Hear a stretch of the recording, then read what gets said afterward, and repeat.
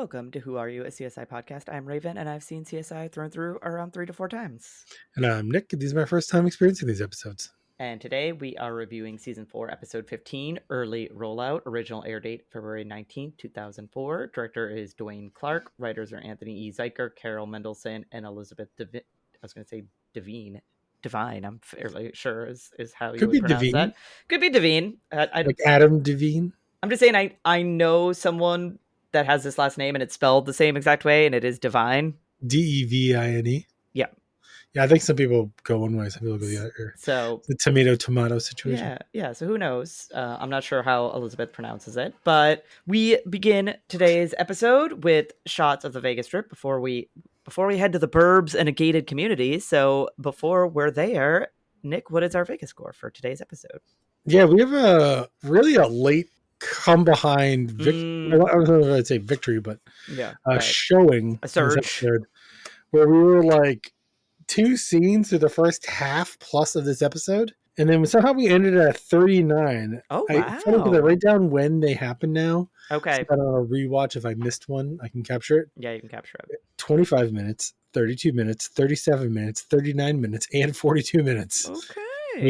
We had a scene. Each scene was at least 4 seconds long.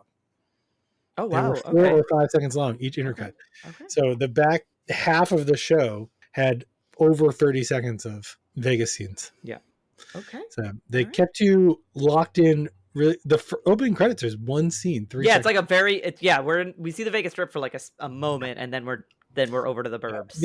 There's the second scene is like 3 different scenes because they cut like 3 shots of the same casino. Yeah. But and so like for a second it seemed like it was going well, and then there's just this dry spell for 20 minutes. It's just like nope. And then forget that we're in Vegas. And then they kept going back to it. I was like halfway through, I was like, this is getting pretty respectable.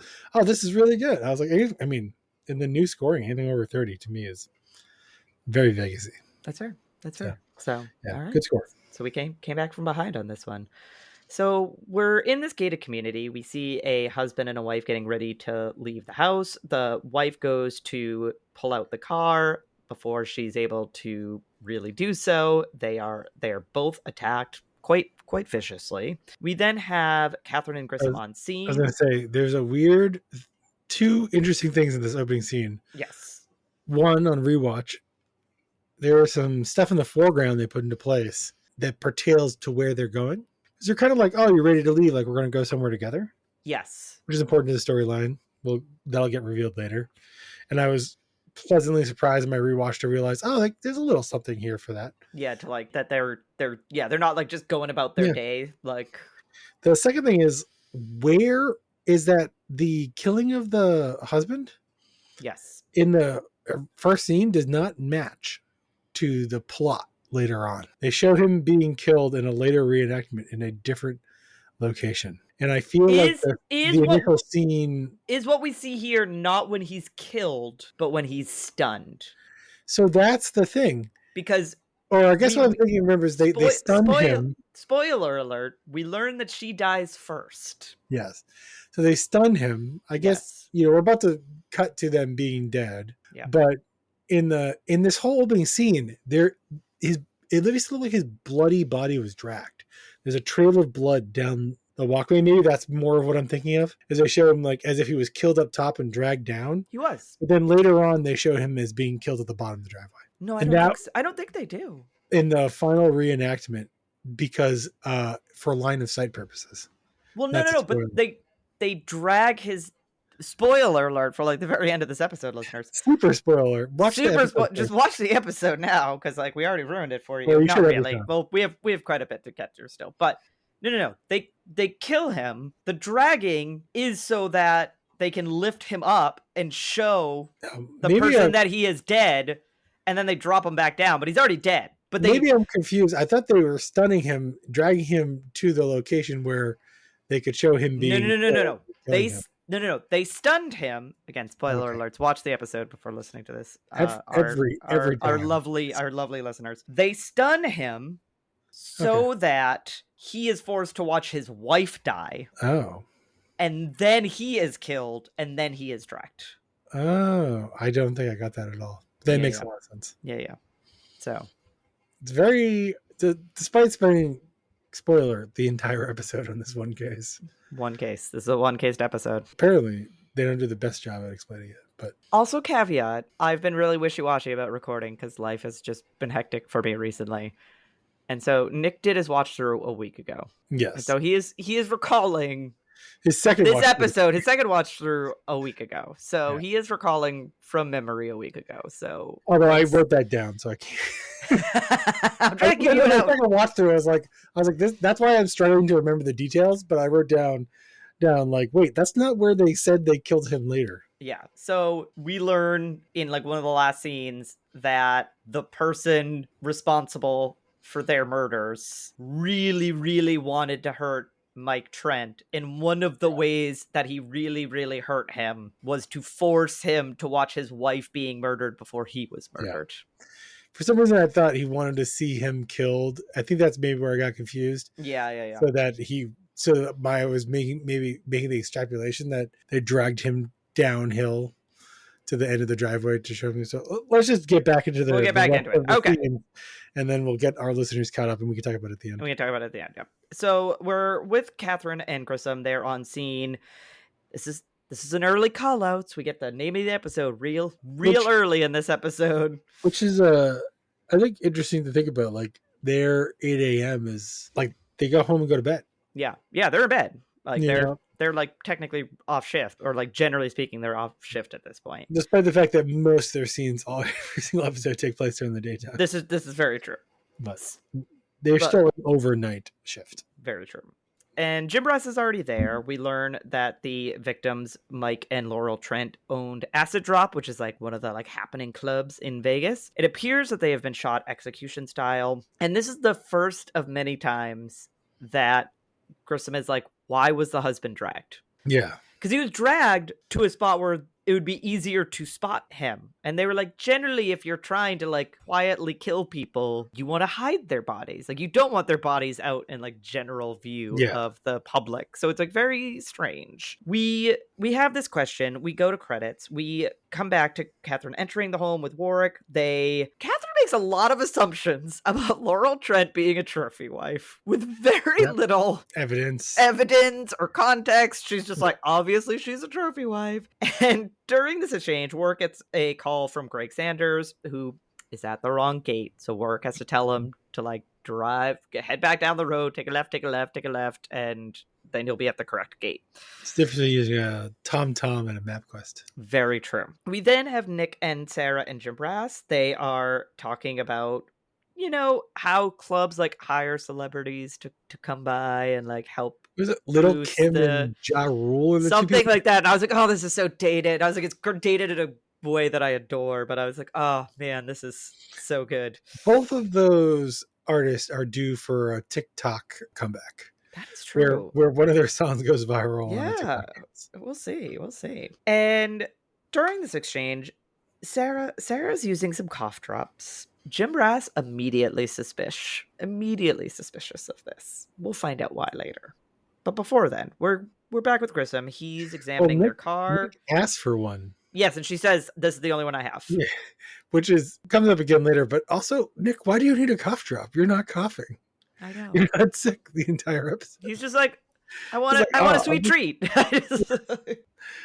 Like, if somebody's sick and like needs cough drops for their sore throat, let's give them the credit here to Sarah until we know otherwise. Don't just like take a cough drop from somebody because you're like, you have one, I want one. Right? It's not a Mentos. It's not a Mentos. We go to Grissom examining the car. Nick and Sarah approach. They are sent to go check the perimeter.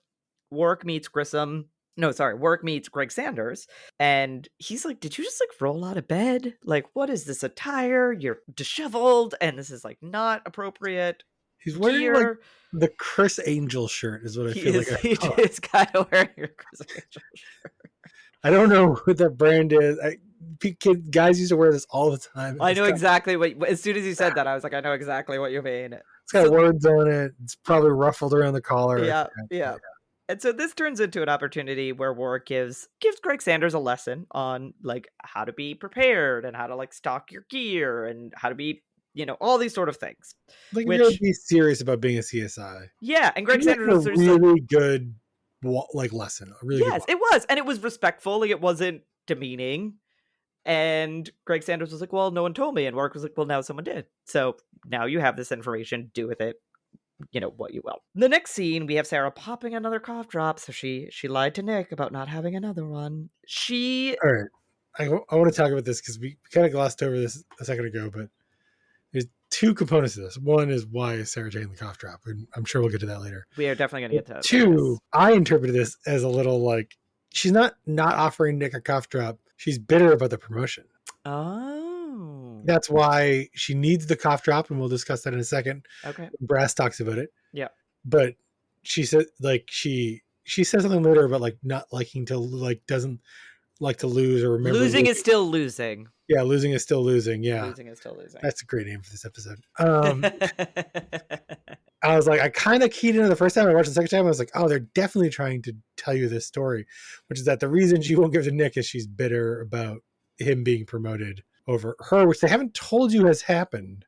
But I think you can assume based on the little email that Grissom was writing at the end of a couple episodes ago. Yeah, that was like 2 episodes ago, maybe. Yeah. Where he was promoting, where basically putting in for Nick's promotion over her. And it is, I think the idea is that, her job is her life. Right. And so to lose out on that, she's taking it kind of personally. I don't know the full scope of where this derailment is going.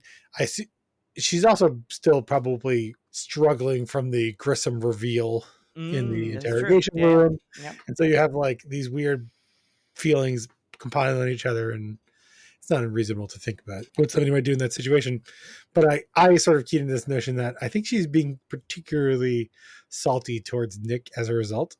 Okay. And I don't know if that was intentional, but that was my reading of the situation. So that's why I wanted to bring it up. Very fair. Did you think that at all? Or maybe you know better. Maybe I should. Maybe I do. Maybe I know some things. Maybe I know that this is like not the only time this is going to come up. Okay. So I'll just leave it at that because I don't Spoiler like to give alert. things away too much. So she's in the side yard. She finds cigarettes and orange peels. Nick is pondering, like, how did they gain entry, right? This is a gated community, and this leads him to follow single tracks from the side yard, like, back down to, like, the road, and it's a bike. Like, it's a bicycle. That's how they gain entrance. They use I also like, they're on this, like, sidewall, right? Yeah. I could jump that fence, and honestly, I'm not the most physically fit person. Yeah. Like, they could have just jumped the fence to this gated community. But I think that's a different gate because we learn later that they knew the combination to get in the gate. Yeah. I mean, they explain how they get in later, but I was like, they make it sound like it's so impossible. Yeah, like how could anyone have ever made it happen? Community. This 6 foot tall steel fence could keep any criminal out. Yeah. And there's an advantage. They talk about these bike tracks and the idea that it might be on bikes. Obviously, you can get to and from the house. They don't talk about how big it is, but obviously, no, they don't. Yeah, you got to drive. You have to go some distance, but like it's early in the morning. Maybe you could just sneak in under the cover of darkness, and you manage to sneak out in time. I mean, So it's like I was like, they're making such a big deal about this gate. I could jump that fence. You're like, I could make this happen. We'll come back to the gate. Before then, though, we're with Catherine and Greg Sanders. They're in the house. They're going upstairs. Catherine instructs Greg Sanders to check the carpet for trace. Catherine finds an empty jewelry box. Greg Sanders finds blood at the end of the bed on the floor, and also finds porn videos, VHS style, featuring the wife. Yes. I do like how Greg Sanders finds blood, and then it's me like, oh, this is interesting. Let me see what's also in this box. Yeah, what's also in this box? VHS pornos. And then he finds basically the most likely thing to be hidden in a box under your bed. Yeah, a box of VHS porno tapes. And this brings us to Grissom with Doc Robbins. Doc Robbins is just going on about how much work the wife has had done. And Grissom's like, I don't care. Like, what? What does this matter that she's had work done? Does that play into this case at all? No, it doesn't. Can we get to the point where like and I was like, thank you, Grissom. I'm proud of you for like, why are we harping on like the cosmetic work this woman has had done? So instead, we learn that she suffered 2 gunshots, either which could have been fatal. So they're not, at this point at least, they're not entirely sure which one was fatal. Both could be.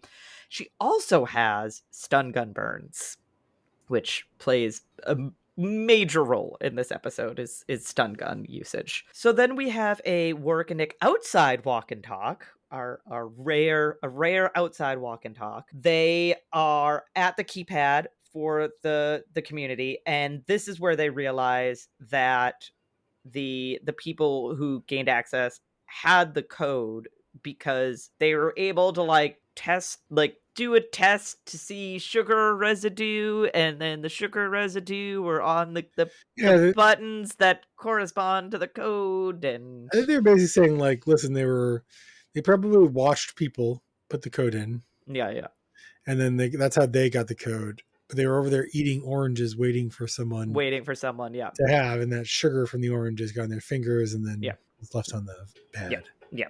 And there's something Sarah also collects like the cigarette butts at the scene here. She does. Yep. This is the weirdest piece of evidence. They never really explain how these get here. Yeah, they do. Well, they explain where they come from. They explain where they come from, but they don't But we know why they're there. Like, it's like, I feel like they cut a scene out. Yeah, they could have definitely cut a scene out. There definitely could have been a further explanation. It's on like this. They don't like confront at the end, being like, "Oh, you tried to plant evidence." Yeah. You're right. They definitely could have cut. They spent a lot of time on it, kind of, throughout the course of the investigation, this part of the episode. To then just, I feel like at the end, I was like, "Wait, whatever happened?" Yeah, like, wait. The second watch through, I was like, "Wait, yeah, they never really got back to." Yeah, they were like, we never really circled back on that. They don't. We will talk about it a bit more, but yeah, we never get like a really definitive answer for it. Instead, we have Grissom and Catherine talking about her evaluation. Catherine uses this time to explain that she wants a personal life. And she hasn't had sex in 7 months. So 6 months. Wait, no, 7 months. Oh, wait, 7 months. And Grissom has a very good boss moment here where he's like, hey, the job of any manager is to train someone to eventually replace them. And so this is kind of, Catherine's like, oh, do you think I could do that? And he's like, I think so, possibly, blah, blah, blah. Catherine, I think feeling guilty that he didn't put on record that he didn't put a mark against her on her evaluation for using the lab to confirm her paternity, prompts Catherine to tell him about the check from Sam Braun and the fact that she cashed it. Which we didn't really know what had happened. It wasn't that much money, though. She makes it sound like it's way more money than I remember it being like $100,000. But again, she makes it sound like it's millions. This is she said it's enough for them to do whatever they want. But not enough to do nothing. Meaning, I can't just quit my job and I guess to go away to an island. $1 million, but not like $10 million, I guess. Yeah. Is what I was thinking. But I was like, it's $100,000. That's not enough to pay off your house for a lot of people. I mean, even in 2004. I don't know. Arizona in 2004, maybe. Yeah. If she already paid some of it off. But that would be all of it. Yeah. You know what I mean? It's not enough to put Lindsay through college. Barely in 2004. No. But that's what I mean. If she made it sound like more, so then I was like, oh, I don't know. I spent the time being like, did he come back with a bigger check? Do I not remember this? No. Am I misremembering how much the check was? No. He did not come back. It is a lot of money. Don't get me wrong. It is a lot of money. If you are financially stable, it is a lot of money because if you don't need that money. Yeah, you can invest it and you can. Yeah, it just improves it just 100% goes improving your life. Yeah. And Grissom's not happy about this, understandably. Because she's like, well, I checked with a lawyer, and he's like, look, legally it's great, legally it's fine, but ethically, is it? Because he was a suspect in a murder case, and he gave you money, and what happens in the future if he gets into additional trouble? How are we going to handle this? They did dismiss that case for basically the same reason, right? Yeah, it did. So doesn't look good. Well, we don't really come back. Well, we come back around to Catherine's personal life, not really the evaluation, a little bit later. Instead, we have Catherine entering a room where Sarah is investigating items from the wife, and she is annoyed at Catherine because Catherine comes in and just starts touching stuff, and Sarah's like, I have a system. Yes. Please. Which, as someone that can really get annoyed when people mess with my system, I can understand where Sarah's coming from. I have a way of doing things, Yeah. and when people interrupt it, my brain does not enjoy that at all. And she wasn't mean about it. She just kind of was like, "Please, Catherine, I have a system." I can even imagine Sarah or Catherine saying the same thing back to Yeah. Sarah. Oh yeah. It wasn't said with any hostility. And Sarah also lets her know in this exchange that she found a release form in Laurel's bag. So this brings Catherine to the happening club. She needs to see the boss. The acid drop. The acid drop. She needs to see the boss. We see the boss, and this is my first, and Nick's as well. Yes. But the So it's been a long time for you to get this character's name. Yes, we don't learn his name until much later in the episode. Yeah, no, it's like the end of this like scene, or at least the series of scenes where they're in this location together. Yeah, it says that very Catherine has to leave, but it's like a long amount of time. Yeah, so this is Nicholas Lay, and I know him as Alex Krycek from The X-Files. Because if you guys don't know, one of my dog's names is Scully. Named after Dana Scully from The X-Files. I had a number of shows written down, but the two that I was going to call out was The Killing, which is this really... I should have looked up where this was from. I can't remember the name of the channel it was on, but it's one of the slowest moving shows I've ever watched. And the fact that I enjoyed it. AMC, that's what it is. I couldn't watch a second. I couldn't bring myself to watch like an extra season of it because it was so slow. But you're part there, and there's a weird sci-fi show called Continuum, which is like oh no, I didn't watch it. Like parallel universe. It's like Sliders meets Doctor Strange. Oh, okay. Or something, or Groundhog Day even, and that was a weird sci-fi show, and I think he's like a decent chunk of that, like 6 or 8 episodes of that show or something. Okay. But I didn't actually know where I knew him from. I just like, this guy looks familiar. Yeah, I knew exactly. I've seen the X-Files so many times that as soon as I saw him, I was like, and then I was looking at the IMDb and I was like, oh, but I only have like 5 other shows on here, which are smaller parts, like 4 arcs. But this IMDb is wrought with like 4 or 5 episode arcs and like a lot of shows for sure. I can only imagine this actor probably filmed like 10 pilots that never got picked up, because that's usually what usually happens. Like, you're filming a pilot every year and it just doesn't get picked up, and then next year you film another one and then it doesn't get picked up, and so you do 4 or 5 guest appearances on. A lot of times these guys get signed to like deals with networks, and so they're on like a bunch of network shows every year. Yeah. So we see. We'll learn, as Nick pointed out a little bit later, that his name is Chris Bezic. Bezic? Yeah, that's basically what I wrote down. And he is instructing an all-female staff.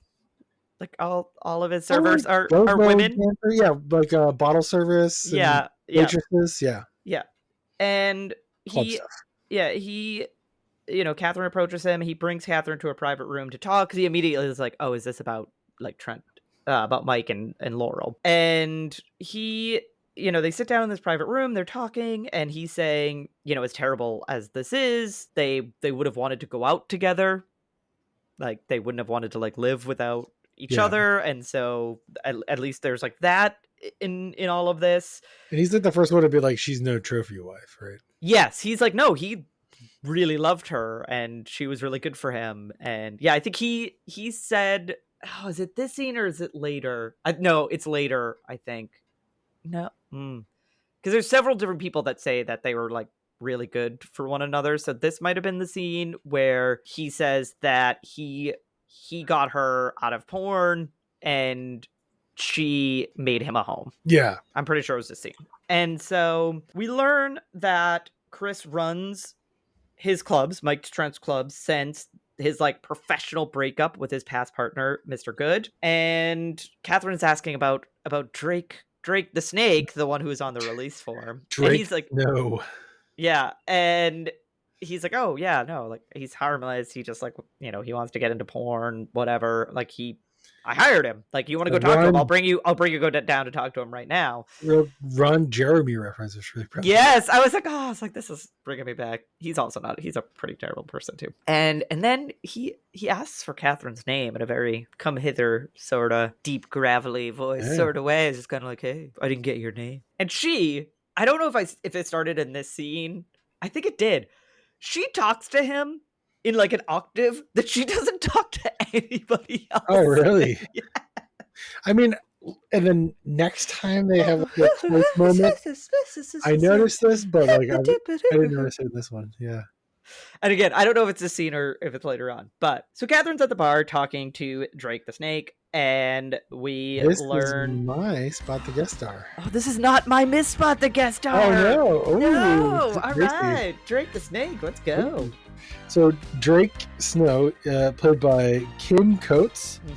He's in almost every single episode of Sons of Anarchy. He is one of the major club members in Sons of Anarchy. His character's name is Tig in Sons of Anarchy. Okay. His facial hair has come a long way. Okay. Good for him. He's one of those guys. I think he definitely looks better as he got older, or handsomer, I guess is really the way I would say. He aged like a fine wine. But I was like, holy crap! I knew what this guy is. No, I couldn't remember his character's name. I had to write it down, but it's been a long time since I watched Sons of Anarchy. But I see. I've never watched Sons of Anarchy. Number like 2 or 3 dude in the entire show. Okay, all right. And now I'm looking because you were the one that was like, oh, from his IMDb, I would probably know him from other things. And now I'm looking. Oh no, I'm talking about the first Spot the Guest Star. Oh, okay, then never mind. Okay. Yeah, the X Files.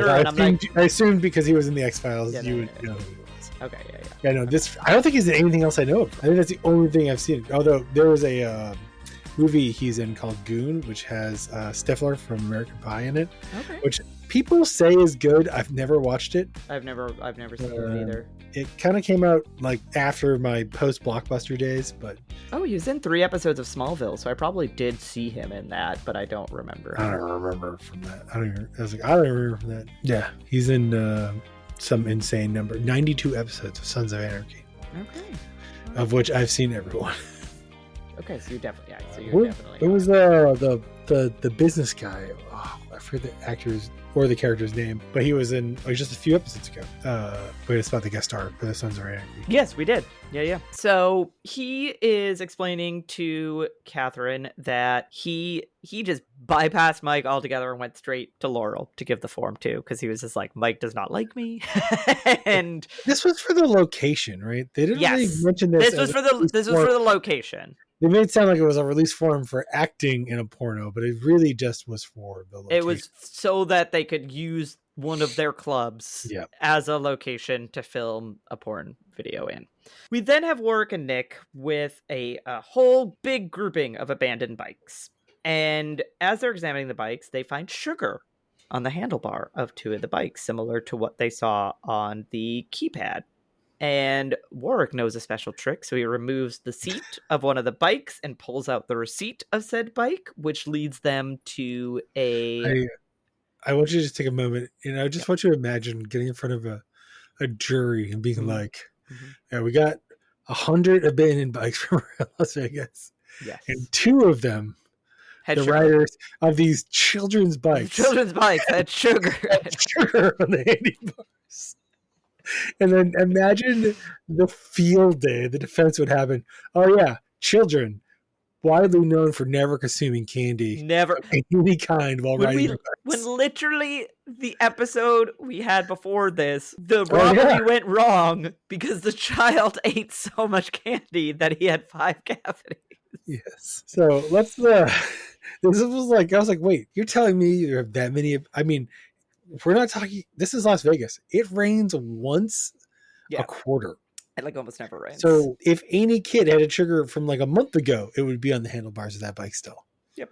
It's so dry. Nothing's evaporating. Nothing's dissolving. Nope. I was like, every single bike in there should have sugar on the handlebars. Yep. And I was like, all right, guys. I just gave it to him and it was like, all right, let's move it along. Yeah. So this receipt brings Warwick and Grissom to talk to a Ross Davis, who is like, yeah, my bike got stolen. No, I didn't report my bike stolen. Like, what was that? Like, what was going to come from that? Still get the receipt in the seat thing. I don't either. I don't know. At first I thought it was gonna be like. At first I thought it was supposed to be like a receipt for like a, because Warwick has this history of being like a runner for a bookie. Yeah, yeah, yeah. I thought that's what it was. And then I was like, well, why would his name be on it? And then I realized, then watched it. I was like, no, it's like the receipt for the bike or a repair Yeah. shop or something. Yeah, yeah, yeah. I was like, is this a thing that I've just never heard of? It's not anything I've heard of. I was like, it just does not sound like a thing anybody would do. Yeah. I have But not. it was a crucial piece of evidence this episode. Yes. Yes. And so Ross is telling them about how his bike was stolen by like two buff dudes and he got his ass handed to him. But come to find out, part of that was because he was hit with a stun gun. Like, don't blame yourself, Ross, for not putting up a better fight. You were hit with a stun gun. Yes. Grissom notices it, right? Like the stun gun marks. Yes, well, because he's kind of like rubbing like the back of his neck, and Grissom's kind of like, "What's going on?" And he's like, "They hit me with something, and like my knees went out." And that's when Grissom kind of looks and sees like the 2-prong mark from a stun gun on him. The two huge dudes reference gave me real Boondock Saints feelings. Oh, really? It was a huge dude. Huge dude. So we're then with Catherine and Greg Sanders. They're having their own walk and talk. There's a butt joke in there for reasons I don't quite understand. But we also learn in the scene that the blood that Greg Sanders found in the bedroom belongs to one Drake the Snake, and that 3 out of the 4 cigarettes collected at the scene also have Drake's DNA on them, and then one of them belongs to an unknown female. So this brings us to Jim Brass with Drake in interrogation. He admits to being in the bedroom, and Jim Brass is like trying to get him to admit that he was having sex with Laurel. And he's like, I did in the past when we filmed porn together. Yes. Not now. We like did not have sex. Yeah, like we did not have sex. And then Jim Brass is like, well, like we got your cigarettes at the scene. And he was like, and I will say, well acted. So I'm not surprised that he went on to like have a pretty serious role, because this was, you could see the shift in his face where he's like, what? What are you talking? Like, what are you? And not like the what? Like a legitimate, like, I can't comprehend what you're saying to me because this doesn't make any sense. Yeah, real befuddlement. Yeah, and so Drake is like, look, I smoke at one place. It is at work. I'm down to once a day. Like, that is it. That is like all. There's no way that like I would have like flung cigarettes out at their house. So this brings Catherine back to the club, and she's there with Chris, and she's being all flirty and talking in a higher octave and yada yada. And then they kiss. Catherine, sort of. They do a little lip, little teasy, lippy. Catherine. I know. Right after this whole, like, I left this inappropriate thing out of your promotion or your year-end review, let's not just do the most unprofessional thing possible and make out someone who you may have kind of ruled him out, but could still turn out to be the murderer. Okay, yes. That's, especially the first time I watched this, all I could think of was, you guys are suspicious of everyone all the time. And somehow, this guy never suspected at all. I think she never swabbed him or something, or no, she DNA swabs Drake the Snake. Yeah, that's true. Yeah, she doesn't DNA swab him. They just immediately are like, "Well, you're handsome, so you couldn't have been the involved in this." Even if they had, that doesn't mean make him innocent, right? I know. It just means you don't have evidence. So we then have, and Catherine's there to collect sand from the spot where Drake the Snake claims that he like puts out his cigarette every night. So this is like the third time we've come back to these cigarettes, right? Yeah. And like, we're going to find out about this in a second, right? They're like, they start to think that somebody took the cigarettes from this location and planted them there. Yeah. They never play out whose idea it was, why they did it. If they were, presumably, we can only presume they were ever trying to set Drake up somehow. Yeah. Which is itself like a whole level of crazy, because you could have just like not left evidence behind. But if you knew you were trying to plant evidence, why would you leave your own evidence behind? Like, it's so bizarre. Yeah, I guess we'll talk about it a bit more. But yeah, so we're then with Sarah. She's sipping some coffee, and Jim Brass asks how she's feeling, and this leads him to kind of go on a being vulnerable. I was like, "Thank you, Jim Brass." How you feeling? Hey, what do you mean? Well, you were popping cough drops at the scene the other day in Model Minutes. I thought I was coming down with a cold. Huh. Yeah, I understand colds. You know, back in Jersey when I was getting from both ends, from my wife and my work, things started to get heavy. And I started medicating. Cure my cold. Jim Brass is like, hey, I have self-medicated in my day, and just to let you know, like, more problems than answers in that. And in this exchange, Sarah admits to saying she had like a couple of beers with breakfast, and Jim Brass was like, just a couple? And she was like, yep, and he was like, okay. I hope not too much more than a couple, because you drove to the crime scene. I know.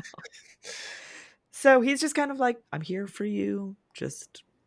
you know. So then, presumably, Jim Brass leaves this exchange, goes into Grissom's office, and Grissom is looking at pictures of the couple's missing jewelry. And Grissom again brings up, like, why would they drag the body down the driveway? Like, this doesn't make any sense.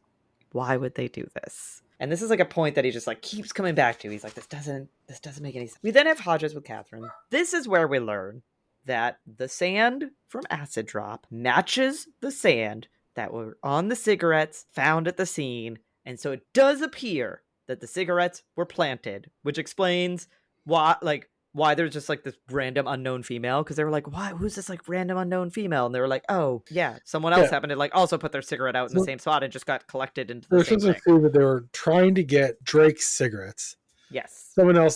Somebody knew that he smoked and put a cigarette there every day. Yeah. Somebody tried to get a bunch of them and plant them. Yep. At the scene. At this one weird location off to the side. Yep. Of near the gate, not like by the house, not anywhere else. Yeah. And then simultaneously sat there and ate oranges off of the tree while they like didn't try to hide their own personal evidence. Yeah. But like, who got them the cigarettes? How did they get them? So I will. Them? When did they plant them? They don't answer any of that. They don't answer that. I will point out that in one of the scenes where Catherine is talking to Chris, she mentions Mr. Good. Yeah. And he does say that he still makes appearances at the club. Yes. Oh, that has been established. Like, I'm not saying it's a good. Yeah. It wraps it all together, but I will say that they do sort of explain how he would have known. About the cigarette. There's always evidence in every real case where like they don't get the right information to make every bridge right, to button it up really nice. Yeah. The amount of time they spend on this in this episode for a television show, like how long would it take you just to be like, even in the interrogation scene, it would be like, we think that you took the cigarettes from the club, right? You know, they just don't even mention it again. It just like literally falls off the radar. And it's like, why is that? I don't know. It's like the one piece of evidence on a second watch where I was like, wait, they spend so much time with this. This never comes up. Yeah, like, it never comes to conclusion. Yeah. And so, Yeah. So this brings us to Jim Brass approaching Kyle Good and his son at an arcade. And this is my miss spot. The guest star is Kyle Good, who is a 1 DB Sweeney. He's in quite a few things that I have seen. What I feel like I should remember him for, but I don't, is Criminal Minds. He's in 3 episodes of Criminal Minds, and I have seen all of Criminal Minds, so I should remember him. I just didn't. It didn't immediately ring bells for me. So this is my miss spot the guest star. DB Sweeney. Huh? Mm-hmm. Pretty cool name. We've had some pretty cool named spot the guest stars. So he's not surprised that Jim Brass wants to talk to him. He's like, I'd like me for it. Like, I'm his jaded ex-business partner. And then he has his son, Alex, give his alibi, which is that his dad like spent the morning with him and drove him to his grandma's house. So like there's no way he could have been involved. And they leave, but before they leave, Kyle puts a cigarette out and Jim Brass pulls a little fast one and collects that cigarette after he leaves. I will say, this is like a mind game for me, because the notion that you could be in an arcade for children. I know, it's just smoking and putting it out on the game. It feels like we're living in a parallel universe. It's very weird. And I have to tell myself, I don't even know. That might still be a thing. I have no idea. I haven't been to an arcade in Vegas. The like, few times I've been to Vegas don't have any real laws against smoking. Yeah. Public places. So. Yeah. So this brings us to Nick at Sunnysides, because Kyle had mentioned it when Jim Brass was talking to him. And this is my second and Nick's third spot. The guest star. It's your This is well, I guess because you missed one. I was it's like, my missed one, yeah. So it's my second one. This is Kat Dennings, Yep. and I know her from. How is that not what she's known for? Two Broke Girls. Yes. How is that Why is not? it not on her IMDb? I don't know. What? I feel like I knew her from that before I know her from the other thing that I know her from, which is Marvel movies. But That is so weird. mind-blowing. How is Yes. Two Broke Girls not? It's been 10 days since I've looked this up, and I still remember being like, "Wait, what? Am I thinking?" I remember thinking like, "Am I thinking of a different person who's in Two Broke Girls?" I thought it was Kat Dennings, but she's not. It's not on her list of things you know her from. That is so weird. What is she's? How many episodes of Two Broke Girls is she? 138. Yeah, that's a lot of episodes of anything. Like she's one of the main characters. Yeah, there's She's one of two main she's one of characters. the Two Broke Girls.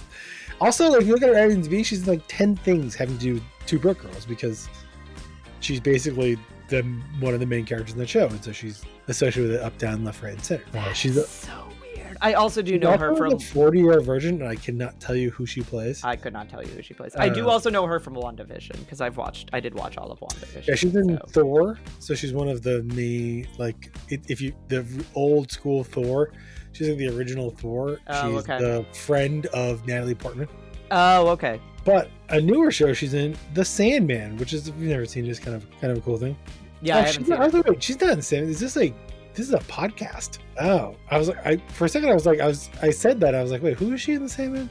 She's in the podcast, The Sandman. She plays Death. The Sandman there's like, I don't even really, I can tell you what the main character looks like. I don't remember everyone who's in the show. Yeah. There was like an HBO show version or something like that of The Sandman recently, which similar time frame. So odd they did that, but yeah, no, she's in all Thor movies. Okay. She was in WandaVision. Yep. I'm surprised she's not in more things because in my mind she's like becoming a big actress, but she's done it a lot. Her IMDb has nothing for up. She's in Shifting Gears, which is a new TV show. Yeah, I think it has Tim Allen, so I'm not watching it. Oh, it's Tim the Toolman, the third take for her. I don't know. I've just seen some like previews for it. It's got Sean William Scott in it. Not that I'm trying to convince anyone to go watch the show. The spot the guest stars in this show is on point. Yeah, there's a lot. Jenna Elfman from Greg and Dharma. Yeah. Greg and Dharma and Greg. Dharma and Greg. That's the name of that show. Yep. So Nick is talking to her, and she does remember Mr. Good because he was really gross and hit on her in front of his son in the drive-thru and was very inappropriate. And I couldn't help but wonder if this was part of his. It was. If this was like intentional, like it was intentionally. I thought for a moment she was going to be in on it. Oh no! He was intentional with it so that she would remember him. Yes. Yeah. And so, well, I almost got to a point where I was like, first I thought she was in on it, but then I got to a point where I was like, maybe he's just that sketchy all the time. No, he was doing it, or that he knew he was going to be on camera. Yeah, but because he was such a sleazebag, yeah, she also remembered him. Yes, so like, I couldn't figure out if that part was intentional or not. It's easy to imagine it was, but that also means they have to give this guy a lot of credit, which I don't want to do. Which you're like, I don't want to do. Yeah. We do learn that there is a camera on that window. So we then have Nick and Grissom reviewing the footage, and they're trying to figure out what is around the kid's neck. I hate this scene. I especially hate the scene on the second watch through because we don't learn what it is in this scene. Yeah. Because Nick is like, is it a canteen? And Grissom's like, no, you put a canteen to your mouth, not to your eyes. And Nick's like, I guess I'm gonna have to I'm gonna have to do some really hard investigative work to figure out what this is. It's binoculars. It's binoculars. Also, I don't know if you know how tapes work. Binoculars. But pausing is a still. Yes, it is. So we then have Jim Brass, Grissom, and David at another crime scene with a male victim. Stun gun is involved again. Yeah, this guy's been stunned. He's a serial killer out there. Yep. Grissom picks his pocket. He finds a necklace with the MT initials on it. And he's like, this guy doesn't look like Mike Trent. And Then Grissom goes outside. He's following a blood trail, which leads him to a second body. This second body has a pillowcase full of jewelry and 2 bricks of $10,000. Yep. And this is where they're like, "Oh, these were hitmen for hire. Like, Yep. this was a hired hit." So we have Grissom back with Doc Robbins and the hitmen. So we learn how essentially they killed one another. Jim Brass and Catherine then have their own walk and talk. And this is where we learn that the jewelry was not part of the initial plan, because she was packing up the jewelry for them to go put it in the safe box because they were going on vacation together. And you so call back that original like morning scene when they're like getting ready to leave. She has this like briefcase on like thing in front of her, which is presumably where the jewelry was. Yep. She's like making breakfast or whatever. Yep. I also want to say this whole like these two guys who killed each other. Yep. Real Reservoir Dog feelings for these guys. Oh yeah. Like we're gonna split up. We gotta split up the goods, and we just end up killing each other. Just end up killing each other instead. Oh Lord, if you've never seen Reservoir Dogs, I mean, it's an old enough movie. You should be good. Anything over 20 years old is good. It's free pass. So we then have Sarah and Warwick. They're documenting each of the bills. This is where a conversation pops up between them, because Warwick is saying, "Oh, the casinos have it figured out, right? Like, instead of losing this entire stack of bills and then having to count each bill to like see do you have everything, you just lose a chip." Right? And so like, isn't it better to lose like a chip than it is and stack of hundreds? Yeah. And Sarah's like, to me, losing is losing. Like, regardless, losing is losing. But as she's going through and she's examining the bills, she finds one that has a blood stain on it. So she brings it to Greg Sanders, who isn't surprising considering the guy was bleeding a blood trail the whole way out. True, but we'll find out. Turn out to be a lot more important. We'll find out it becomes a lot more important. Yeah. So Sarah brings it to Greg Sanders. He at first doesn't want to deface federal property, and Sarah's like, "It is part of a crime." First off, that's not a real thing. She's like, "You can deface it." Yeah, she was like, "Analyze it. Like, we need to analyze this blood stain." So then Nick is with Grissom again. This is where we learn that the canteen is in fact binoculars. Very fancy binoculars, we'll find out in a little while. But before then, Grissom and Nick are back at the house. They walk to where like Mike's bloodstain is in the driveway. And this is where Grissom is like starting to like have one of his like light bulb above the head moments here. So he like goes up onto the road. He instructs Nick to, so when he first goes up there, Nick is standing where they found the body, and Grissom can see him with his binoculars very clearly, but can see him without the binoculars. Has binoculars, which totally makes sense. Like, I 100% believe that, but it's also kind of fun. Yeah. And so then he tells Nick, like, "Hey, go back to where he was shot, like where he was killed." And so Nick goes back. Grissom can't see him anymore. And as Grissom's up on this little like area, he also finds car paint scraping against the barricade there. So he calls Jim Brass and is like, "Hey, get a warrant for Mr. Good's car." They don't really talk about that again, but I didn't really think of this, but like that's also kind of one of those, you just assume that it matches. Yes. Yeah, they don't really, that's another one that they don't really firm up. Instead, we have Jim Brass and Grissom with Mr. Good and his lawyer, and we learn that not only is he in legal battles with his ex-business partner, or was in legal battles with his ex-business partner, he's also in legal battles with his ex-wife. And his ex-wife gave the investigators permission to take a hair sample from little old Alex. Guess what Alex had in his system? Ambien. This is cool. I wish they had done something to set this up more, even if it was just an internal conversation between like Jim Brass and Grissom or something. Yeah, because they do mention a few times that the son was sleeping, but even the lawyer is like, "Okay, so the kid slept on his way to grandma's house? Like, that's not weird. Like, how do you want to..." Like, even if it's like, you remember Brass be like, "Yeah, I spoke to him, this kid had an alibi." Kid say he slept the whole way. When was the last time you knew a kid who could sleep through a 3-hour car ride? Yeah. You know, at that age or something. Yeah, that age, it's like, or, just like a little dad moment or something, which would have been a great moment for his character, but also would have been like we think something else is up here. Yep. And that's why maybe we asked the wife for her hair. Yeah. Yeah. Like just a dog just a tied on, a little extra. little nougat. Maybe one less, like 9 less seconds of Vegas scenes, and we could have just had. Yeah. Had that little nugget. We also learn in this exchange that it's the paper cut that gave him away because it's his blood that's on the dollar bill. And why would your blood be on the dollar bill that the hitmen have? Thick stack of Yep.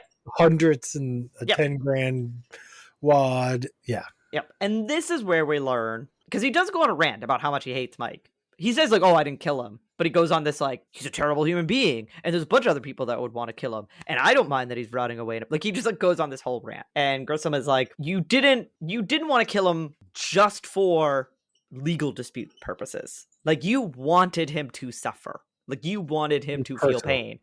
This was personal. And this is where I don't know if they say it or they just show it. I can't quite remember. But we see the flashback wherein Mike was forced to watch Laurel be killed. So he was stunned. Maybe this is where my confusion comes from. They show him watching her die, and they show them killing him.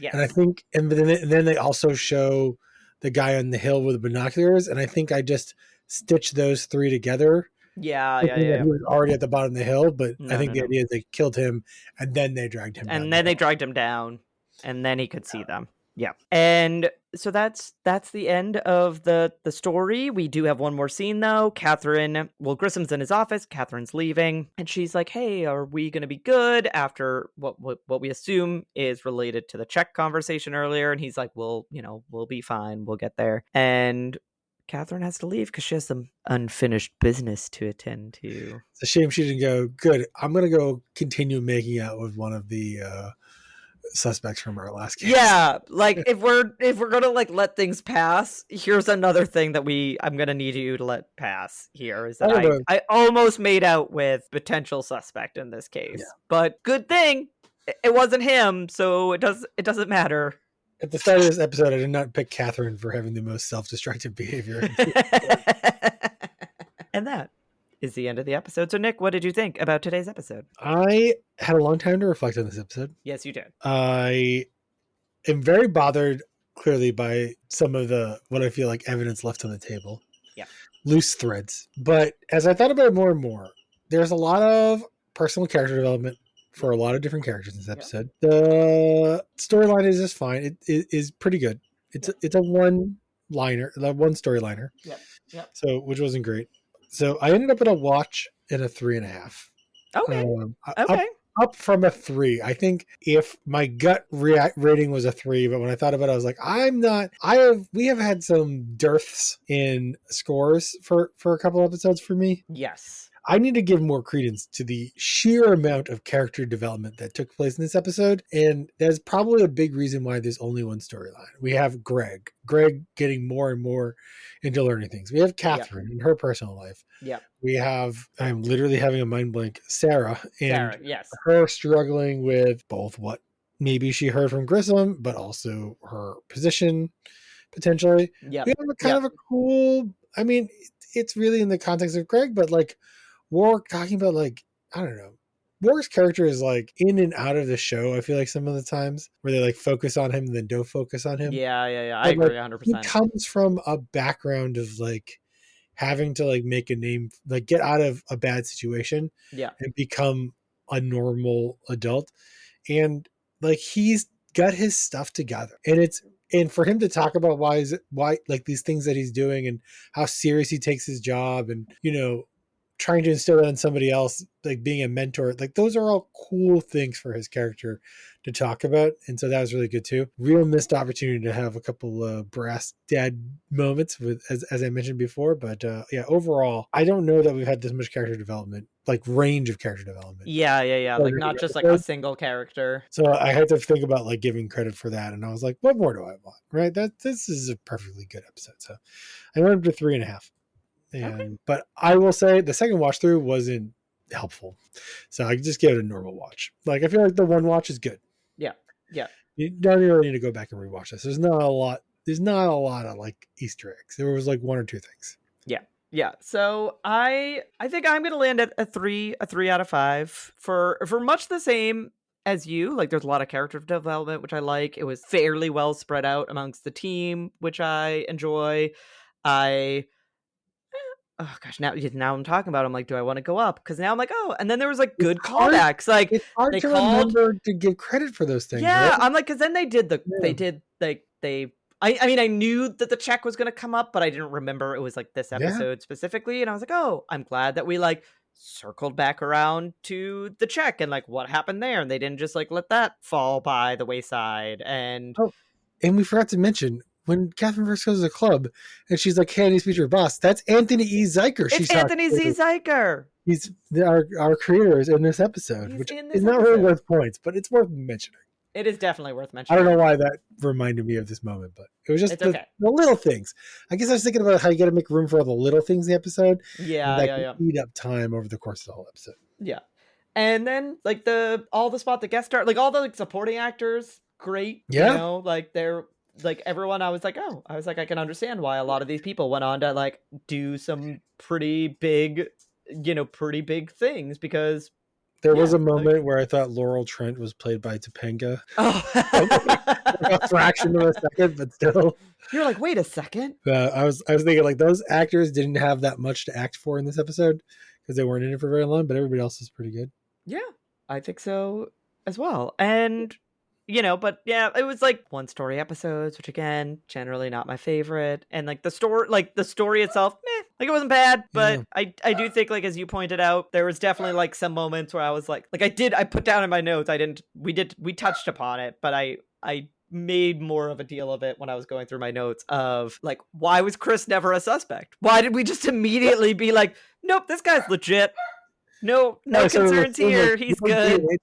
Yeah, like we're not gonna do anything. We're just gonna be like, oh, all right, yeah, no, it's cool. Like he has nothing to gain here. It's all It's almost weirder to have these missing threads on a one storyline show. Yes, I think they're more obvious on a one storyline. Yeah, show. it's like you're not making time for their thing. So if you were out of time, just introduce one less piece of nonsense. Just one less piece of nonsense. But it's a good watch. Again, yeah, like the rewatch, it's fine. Like it's not a bad rewatch, but like you don't. Yeah, I feel like more things annoy you in the rewatch than they do if you just watch it once. Like it doesn't bother you as much the first time because you're like you don't connect it as much. It's fine. 3 out of 5, and we'll see how we rate next week's episode when we return to review season 4, episode 16, Getting Off. Oh my. Oh my. I love that sometimes when you like say the name of the next episode, it's literally the first time I've heard it. So it's like, oh wow. Yep. And so that's what we'll come back to review. So well, otherwise we'll be getting off next week. Getting off next week. That'll help the search algorithm. But otherwise we'll talk to you then. No spoilers. No spoilers.